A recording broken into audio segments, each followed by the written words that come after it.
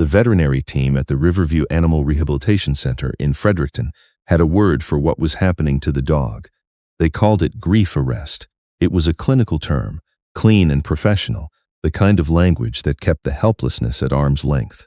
Dr. Petra Holst, who had spent 18 years working with traumatized working animals, preferred the term to the alternative, which was simply, the dog had decided to die. His name was Kodiak. He was a 9-year-old German Shepherd, a former RCMP police service dog out of the Pacific Region headquarters in Surrey, British Columbia.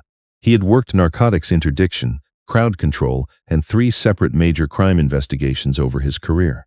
He had never failed a handler evaluation. His record was, by any measure, exceptional. His handler, Corporal Daniel Frey, had died of a sudden cardiac event 8 weeks ago on a Tuesday morning in the parking lot of a Tim Hortons in Abbotsford, a paper cup of coffee still in his hand.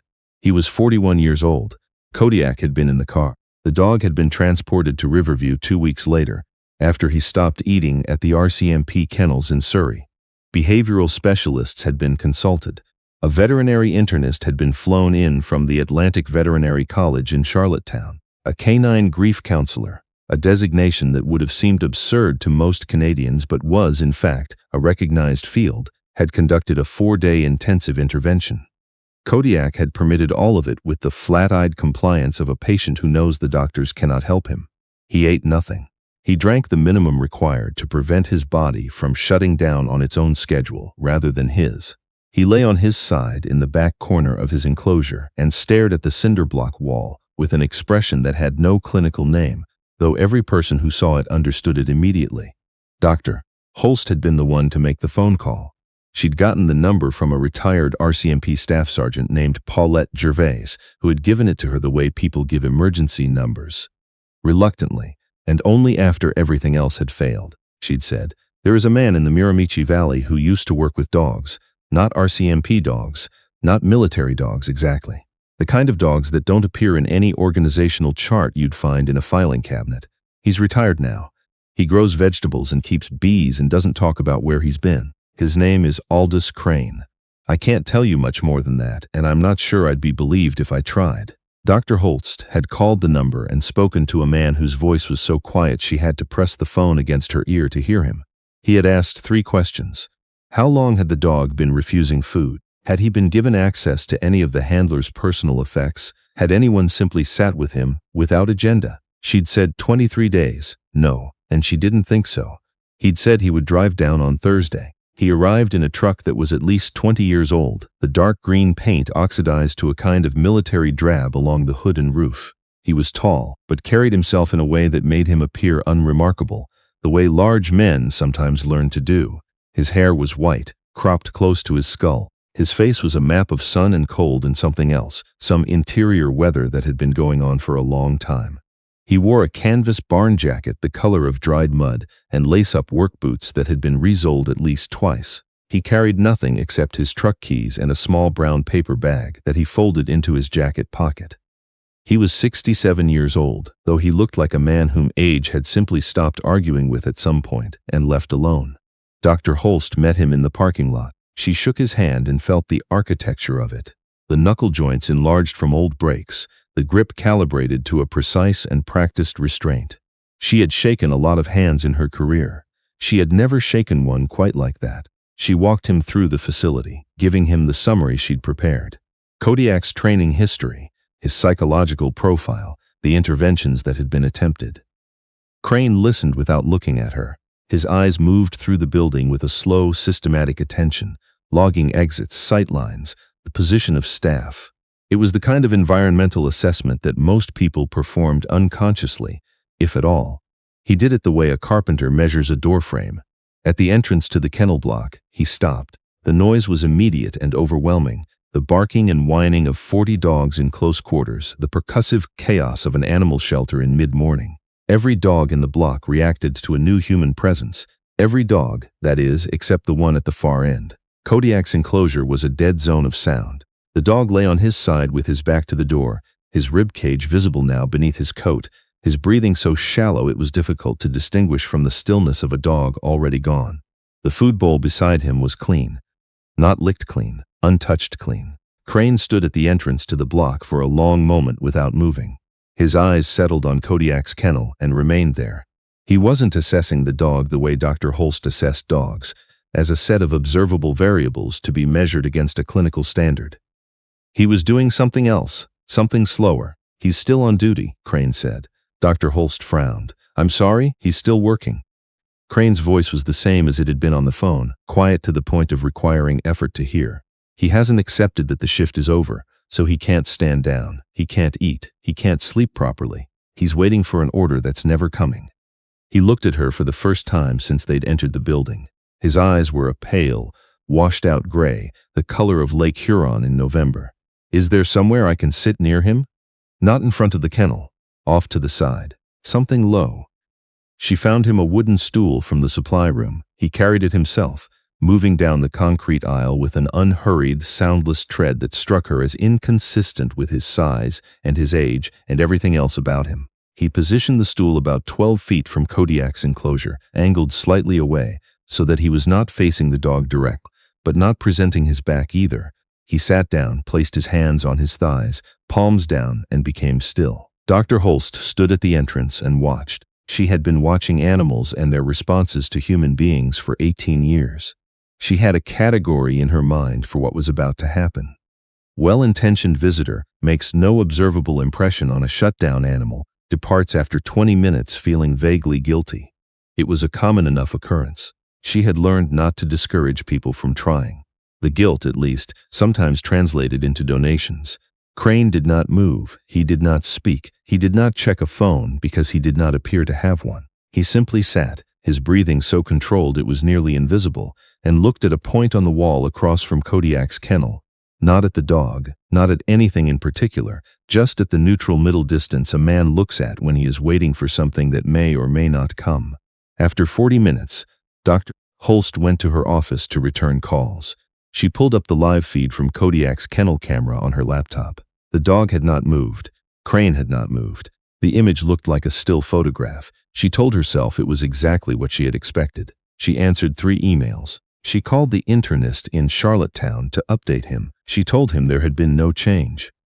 When she came back out 40 minutes later, Crane was still on the stool. Her intake coordinator, a young man named Philip, who had done 2 tours in Afghanistan with the Royal Canadian Regiment before finishing his biology degree, was standing near the leash station, pretending to inventory harnesses.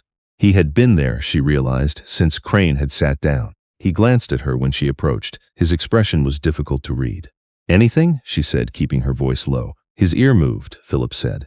About 20 minutes ago. The left one. Just once. Aimed back at Mr. Crane and then went forward again. That could be ambient noise response. Could be, Philip said. He didn't sound convinced. It was very deliberate. She watched the old man on the stool. His hands were resting on his knees exactly as they had been when he sat down. The knuckles of the right hand had a particular quality of stillness. Not the stillness of a relaxed hand, but the stillness of a hand that had learned long ago to make no unnecessary movement. She thought about what Paulette Gervais had said. The kind of dogs that don't appear in any organizational chart. She wondered, not for the first time, what exactly that meant. An hour later, Crane reached into the pocket of his jacket and removed the small paper bag. He opened it without any particular hurry and took out a piece of dried meat. It was homemade. That was obvious from the color and texture of it, nothing like the commercial jerky sold in gas stations. He brought it to his mouth and chewed slowly, his jaw working in a patient, rhythmic way. The smell reached the kennel block within seconds. It was a particular smell, wood smoke and salt and something organic and wild, the smell of open land and cold air. It was not the smell of this building. It was not the smell of anything that had entered this building in a very long time. Kodiak's nose moved. It was the smallest of gestures, a single flare of the nostrils, so brief it might have been a trick of the light. Then it happened again. Then, slowly, with the careful deliberation of an animal that has forgotten it still has a body, the dog lifted his head. He did not look at Crane. He lifted his head and processed the air with his nose, his eyes unfocused, his whole attention turned inward, toward the information his olfactory system was delivering. The smell was telling him something that nothing else in this building had told him in weeks. It was telling him there was something outside these walls, that the world outside still existed and still smelled like itself. Dr. Holst, watching from the entrance, felt something loosen in her chest. She had not realized how tightly she had been holding it. Crane continued to eat. He took his time. He did not acknowledge the dog's movement in any way.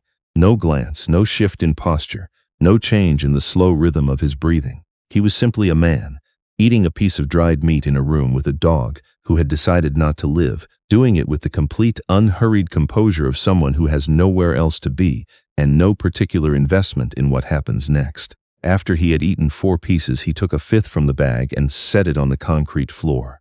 Not near the kennel. 5 feet in front of him, in the open aisle, where it would be visible but required effort to reach. Then he went back to being still. Kodiak watched the piece of meat. His head was up now, chin lifted off the floor, neck muscles engaged for the first time in weeks. His eyes had a quality they had not had before, a faint, reluctant alertness. The eyes of an animal that has been reminded against its will that it is still an animal. Philip, at the leash station, did not move. He barely breathed. For 15 minutes, nothing happened. The piece of meat sat on the floor. Kodiak watched it with an expression that combined intense focus and absolute resistance, as though he was engaged in a private argument with himself that no one else could hear. He had not eaten in 23 days. His body knew things his mind was refusing to accept. Every biological system he had was telling him to move. Something else, some trained, disciplined, grief-hardened core of him, was refusing. Crane did not push. He did not make a sound. He did not lean forward, or shift his weight, or do any of the small things people do when they are waiting for a result and growing anxious about whether it will arrive. He sat the way men sit who have spent long periods of their lives in silence, waiting for things that sometimes happened and sometimes didn't, and had made their peace with both outcomes a long time ago. Kodiak lowered his head back onto his paws. Dr. Holst exhaled, but Crane remained exactly where he was. 8 minutes later, Kodiak began to move. Not the way dogs move when they are going somewhere. He moved the way soldiers move in certain conditions, low and flat, weight distributed, minimal profile. He pushed himself forward on his belly, 1 controlled inch at a time, his eyes fixed not on the meat but on the old man. He was not going for the food. He was going toward the front of his enclosure, toward the chain-link door, toward the nearest point between himself and Crane. He reached the door and stopped. His nose touched the chain link. His eyes, which had been blank and inward-focused for weeks, were now direct and searching. He was looking at Crane the way a dog looks at someone it is trying to understand, not with submission, not with aggression, but with the specific, focused intelligence of a working animal assessing whether the person in front of it is worth trusting. Crane turned his head. He met the dog's gaze without hurry and without performance. There was nothing in his expression that attempted to reassure or persuade. He simply looked back, acknowledging the assessment with the quiet steadiness of a man who has been assessed many times under considerably higher stakes and found it neither threatening nor flattering. After a moment, he blinked. A long, slow, deliberate blink, the way dogs communicate the absence of threat. Kodiak held his gaze for another 10 seconds. Then he exhaled, a long, shuddering release of breath that seemed to come from somewhere deep in his chest. He did not retreat. He lay down at the front of the kennel with his chin resting on the concrete, his eyes still on Crane, and he closed them. He was not unconscious. His ears remained active, oriented toward the old man. He was simply, for the first time in 8 weeks, resting. Philip made a sound that was not quite a word. Dr. Holst realized she had both hands pressed flat against the cinder block wall beside her, as though she needed the support. Crane sat for another 30 minutes while the dog dozed, then stood, his joints registering the hours on the stool in a quiet, private way. He walked to the kennel door and did not try to open it. He crouched down, and with the patient precision of a man who understands the importance of not hurrying the last foot of a long journey, he pushed the piece of dried meat through the gap at the bottom of the chain link. Kodiak opened his eyes. He looked at the meat. He looked at Crane. He ate the meat. It was a small thing. A single piece of food consumed by an animal that had refused food for 23 days. Dr. Holst had been in veterinary medicine long enough to know that it was also everything. Crane straightened up, picked up his stool, and walked back down the aisle. "He'll need quiet," he told her when he reached the entrance. "One person, same person, brings his food and water, puts it down. No talking, no eye contact, just the routine every day, same time. Let him start to trust the structure again. "Will you come back?" she asked. "Tomorrow. Same time." He came back the next morning. Kodiak was already at the front of the kennel when he arrived, sitting upright, his ears forward. When he saw Crane come through the door at the end of the block, his tail moved once, a single controlled thump against the concrete, almost military in its restraint. It was, Philip would say later, the most dignified expression of happiness he had ever seen from a living creature. Crane sat for 2 hours. He ate his jerky. He placed pieces inside the kennel, which Kodiak ate. He spoke to the dog in a low voice, the words indistinct from a distance, the tone unhurried and direct, not the voice people use with pets, the voice people use with colleagues. On the third day, he asked to go in. Dr. Holst hesitated. She recited the liability considerations, the training profile, the unknown stress triggers of a 90-pound German Shepherd with advanced tactical conditioning who had been through acute traumatic grief. Crane listened to all of it with his hands in his jacket pockets and his eyes on the dog. "He's ready," he said. "So am I." She unlocked the kennel. Crane entered the way he did everything, without announcement or performance. He did not go to the dog. He walked to the back of the kennel and checked the water nozzle, ran his thumb along the edge of the sleeping platform, examined the ventilation grate in the upper wall with the matter-of-fact attention of someone conducting a routine inspection of a space under their responsibility. His movements communicated without a word that this was not a visit. It was a check-in, a superior officer confirming the conditions were acceptable. Kodiak watched every movement with absolute attention. Then Crane sat down on the floor, his back against the wall, and left the path to the door entirely clear. He did not call the dog. He did not pat the floor. He simply sat and waited and made himself available. Kodiak crossed the kennel in 4 measured steps and sat beside him, not next to him, against him. The dog's flank pressed against the old man's leg with a firm, deliberate weight, and he faced the kennel door. His posture was correct, alert, the posture of a dog on duty, but he was leaning on someone. He had, in the language of working animals, posted up beside a partner. Crane brought his hand up from below the dog's jaw, not from above, never from above with a dog like this, and scratched slowly along the thick muscle of the neck. Kodiak closed his eyes. A sound came from him, low and guttural and unguarded, the sound of something that has been held rigid for a very long time finally being permitted to loosen.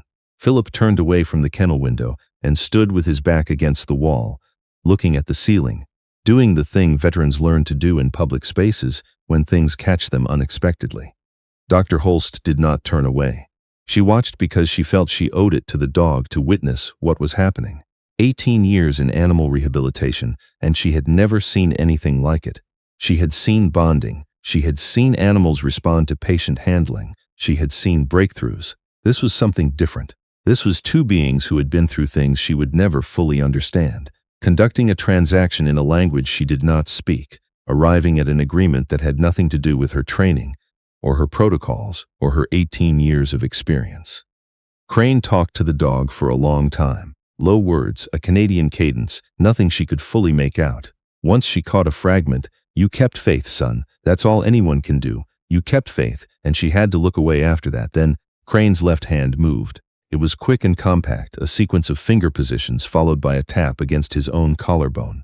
Nothing she had seen in any handler training manual, any K9 protocol guide, any of the MWD literature she had studied. It was not RCMP. It was not CF military police. It was something older and less documented. Kodiak's entire body changed. He went from leaning, resting, grieving, to on. His spine straightened. His head came up. His ears moved forward with a precision that was almost mechanical. His eyes, which had been soft and exhausted, sharpened into the focused, ready attention of an animal with a task. He was not the broken, starving dog that had arrived at this facility. He was what he had always been underneath the grief, a trained professional waiting for his orders. Crane said a single word. It was not English and not French. It had the hard consonants of a language that came from somewhere older, some operational context that had no civilian equivalent.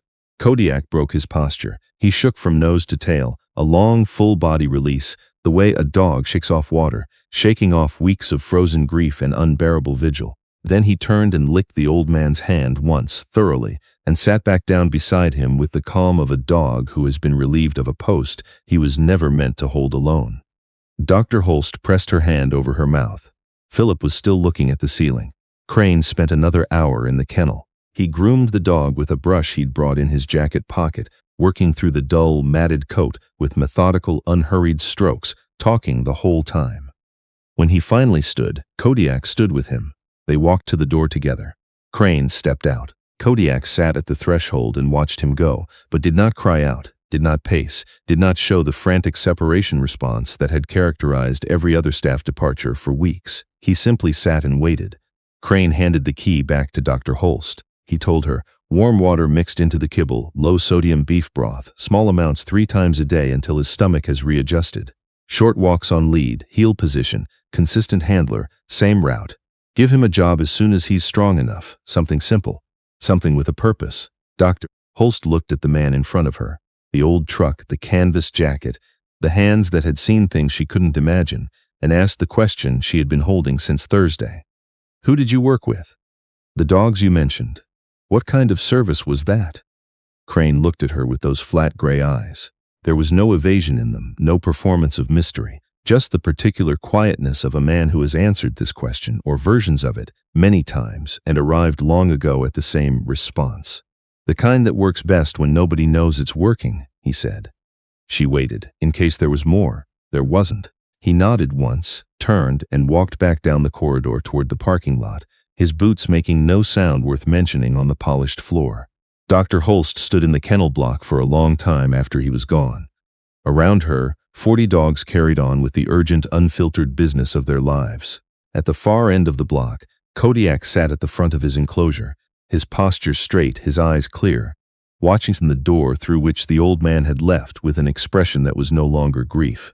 It was patience, the specific, trained, professional patience of someone who understands that the person they are waiting for will come back.